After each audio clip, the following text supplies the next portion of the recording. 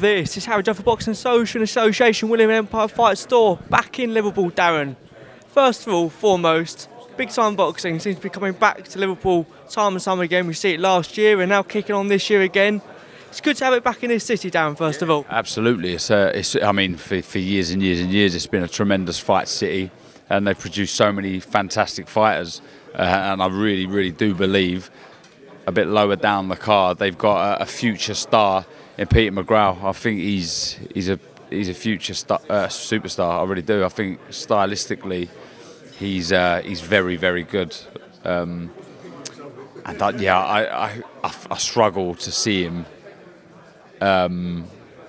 coming up short at the minute. I just think he's got all the ability in the world. And when you speak to him off camera, in person, his ambition is so great. And that makes him a special talent for me. But also, Robbie Davies Jr., another local lad, in a massive fight.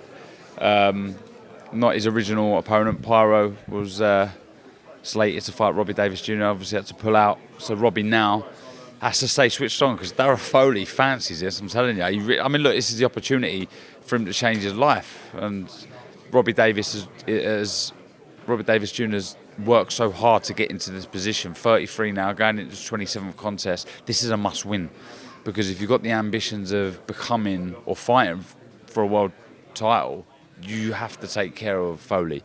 But for Foley, he's got four wins on the bounce since his last defeat. He's picking up 4 minor titles. So confidence is high. Do you know what I mean? He's won a couple of those Pan-Asian titles, etc., over in Australia. He feels he's got enough. He's a good character. So yeah, the card, I'm so glad the card's still going ahead. But you get a load of, I hate using this word, like the casuals that don't really understand boxing, think they do, but they don't really understand it, whinging that there's not big names on there. Well, you're not a real fan of the sport, are you? When I sit down and I commentate, I love the competition between fighters. I'm not necessarily looking at names or who's who, but I'm looking at the two fighters putting their styles together and trying to outwit each other, and I love that. And if you're a real boxing fan, you'd enjoy that too. And I think when I look on this card, I look down it, a lot of fights have that, so enjoy it. You also got to get these lads out. I mean, you look at Campbell Hatton as well. I speak to him and Matthew in the week. Obviously disappointed. They want to be out by January. Averaging about 4 times a year, these fighters. Is that enough for young fighters to be out around 4 times a year? I mean, Naz used to fight like 6 times, for example. Yeah, I fought 6 times a couple of years. But I did get injured. I hurt my hands, I think, in both of those. So it is a tough. I think anywhere between 4 and 6 is about right. Look, like you said there, the show goes on and they all get paid. So you want to fight more. You do want to fight more. But Campbell, it was all about baby steps with Campbell, wasn't it? He's got the huge boxing legend surname, and that was always going to put pressure on his shoulders. But he's moving in the right direction, and that's important. I'm liking the more thought in his work. It was a bit reckless early on, pushing his shots instead of snapping them out. And we're seeing a bit more now. There's a bit more know-how in his work. And yeah, as long as he's moving in the right direction, we just got to be patient with Campbell. The fan base is there, the desire's there. So I think we just got to give him a bit of time.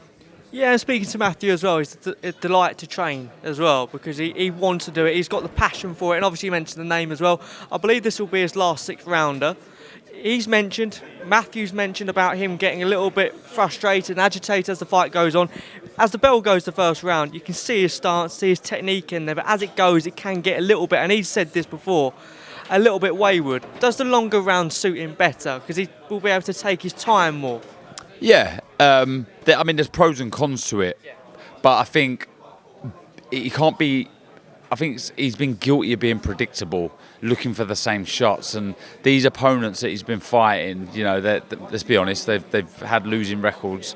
They know how to survive. They know how to keep out of trouble, and when you throw in the same shots all the time, they can read you like a book. So it's important for him just to vary up the attacks. We're seeing more of that now, setting traps, like I say, shades of his dad with the tap upstairs, dropping with the left to the body, following up with uppercuts. So that sort of work, intelligent work, is important. And I do feel we'll probably see better of Campbell when the quality of opponents improve. But when I say we need to give him time, it's more time than most, because he only had, I think, 15 amateur fights. Huge name, huge pressure, but he's got a lot of experience to fall back on already, Campbell. He's a lovely lad as well. He's a right nice lad. So, I look forward to the journey continuing on Saturday. You mentioned Peter McGrail as well. Eddie said it in the press conference yesterday. He was disappointed that Peter McGrail didn't come to Matchroom. They were snatched up by another promotional team. I spoke to Peter on Wednesday afternoon before the press conference. This is the time with this platform, hopefully, to reach those top ends. Like he said, he's motivated. He even mentioned, we're talking about Inoue, for example, and the fighter's instinct, he was saying, I'd fight him next and things like that. But this hopefully could be his next step, couldn't it? Yeah, I think so. He's with a platform that's very good at building fighters and their profiles and their records. So I'm just a massive fan of Peter and his family. And as a fighter, obviously, like I said at the top of this interview, he's a superstar in the making. He's got everything required to go all the way. The work ethic's there, the ambition, and obviously bundles and bundles of talent. I wish him well. Moving on as well, George Liddard back in action. Also, good mate of yours, Kevin Mitchell back. Sort of coaching, mentoring, and hopefully taking George to the next level. Probably good catch up between you and Kevin. We saw the video of him with that pie yesterday, but good to see him again. He's a top man, Kev. I've known him since we were kids, a little bit younger than me, but that man is a proper boxing man. He knows the sport inside out. His boxing IQ, his boxing know-how is second to none. It really is.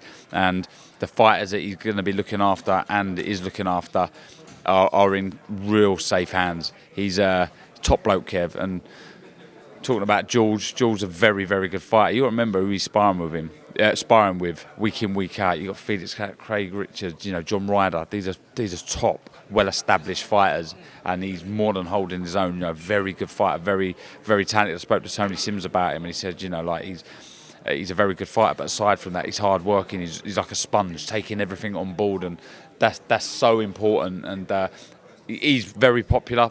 Eddie's got someone that he can build and work with, and he's got adoring fans. They sort of tie in a little bit with Johnny Fisher, so I'm sure we'll see those two on similar bills. But yeah, top bloke, and again another one that I'm buzzing on the bill because good bloke.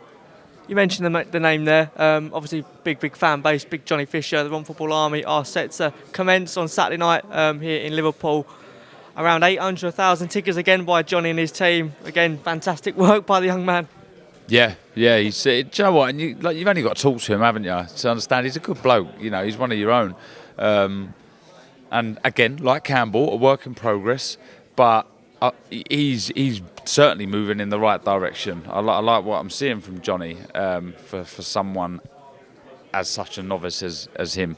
I think Damiani gets dealt with, if I'm honest, early. I had a bet with Chris, funny enough. So I can't reveal the forfeit, but it's a funny one. But will we see the forfeit by you guys? Will it be out there? We have to film it so you see it. But yeah, I think Johnny gets rid of him early. I'll get a little technical now, but Damiani, he leans back and he leaves his hands where they are. So I think someone with the explosive sort of power that Johnny has, he'll catch him. And I think, you get caught with those 10-ounce gloves on early doors, you know about it. So I fancy Johnny to do a job on Damiani, and the Romford Ball Army get to watch him again. We mentioned prospects, mentioned talent on this card, a lot of up-and-coming fighters. How clever is it from Johnny and his, because that social media and what they've done online and on the social media world, how clever is that to put his name out there even more? Yeah. I don't think a lot of it early doors was planned. They were just being themselves, the Bosch, and like I say, they're just one of your own. But I just think they're just being themselves, and they're capitalising on it now. But good luck to them, you know what I mean? Like, honestly, the dad, him, everyone, the mum, they're all lovely people, and I'm a big fan. Yeah, same here. I mean, they're such down to earth, aren't they? I think that's why the public resonate with them. But main event, Pacheco, good to have him back. Well, not back, but first time in England fighting. It's been a long time in Matchroom. How come it's taken so long to get him here? Yeah, I think, first and foremost, I think Eddie's responsibility I think he feels is looking after his home fighters, and that's predominantly why they're filled with English fighters, if you like. But we have seen it time before that he'll bring over some of his transatlantic fighters, if you like, and I'm glad he's over it because he's a very good fighter, very, very good fighter. I mean, talk about looks can be deceiving. You look at Pacheco, young, fresh-faced, very calm, laid-back personality, but when that bell goes, he's a monster.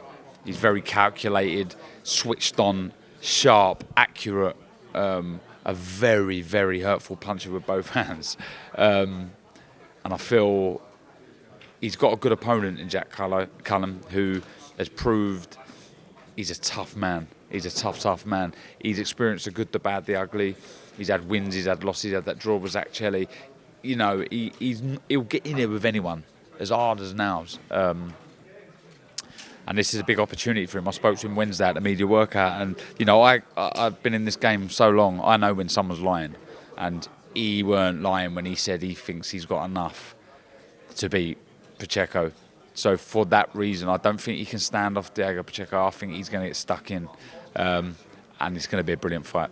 Yeah, finally on this then. Yeah, obviously you mentioned how technical you can be with the sport. Look, how can this fight, where does this fight go? What type of fight are we expecting, do you reckon, Saturday night? Well, I mean, look, there's two ways. Look, he's very, like I said, the word I use, calculated, Pacheco. He doesn't waste much. So when you're not wasting much, you're not letting bundles go. So he's very precise with his shot picking.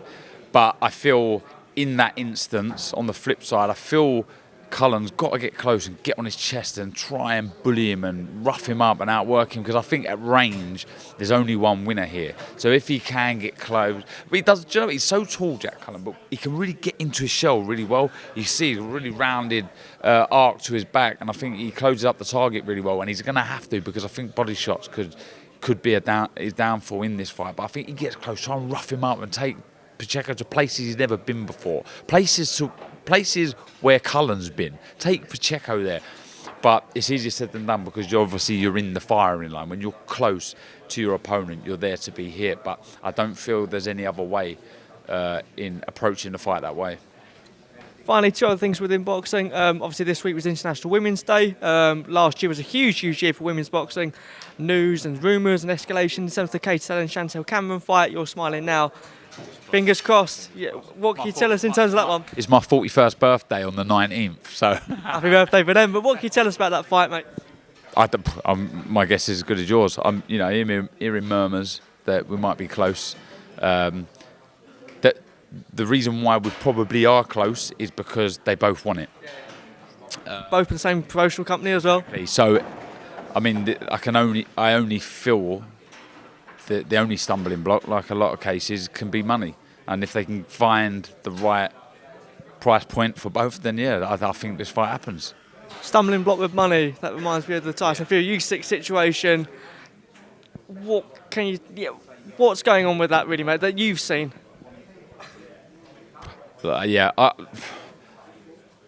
It's obvious, isn't it? This is look, it's very difficult to answer this, all right? One, because I'm a fan, and one, because I'm a former boxer. So I get it from the boxer's perspective. The hardest sport in the world, and in some respects, and I'm kind of contradicting myself to what I said yesterday in the interview, there is kind of sometimes no money is enough, because you are essentially putting your life on the line. Where I said, they have got fortunes between them. But, honestly, how much do you need? And, put the money aside. It's all ego here, isn't it? Who's the A side, who's the B side? And these interviews and social media has a has a habit of making people look silly with things they've said in the past. With they'll do it for this, they'll do it for that. And it's got to a stage now, why isn't that happening? If you're so, open to pleasing everybody, why is it not happening? But this frustration comes from a fan of the sport, because I want to see the fight. It's one of the fights I want to, you've got Spence Crawford, you've got Tank Garcia, which is happening, and I want to see this. I really want to see this. It's the marquee division in boxing. It always has been, the heavyweight division. It's had ups, it's had downs. Ali retires, it's down. You know, all of a sudden, you know, Larry Holmes, one of the best heavyweights ever, you know, it's down here because he didn't have the same reputation. He has now, but same reputation at the time because everyone's on a downer. Mike Tyson comes along, then it dips a little bit, and you know, I feel it will dip after these, but currently, right now, we've got a crop of heavyweights there. We just want to see them in with each other. I want to see AJ Wilder. You know, I want to see AJ Fury. I want to see Joyce coming, you know, right there on the cuffs of things. You know, this comes from a fan. See, I could ramble on about this all day long, but I just hope it happens.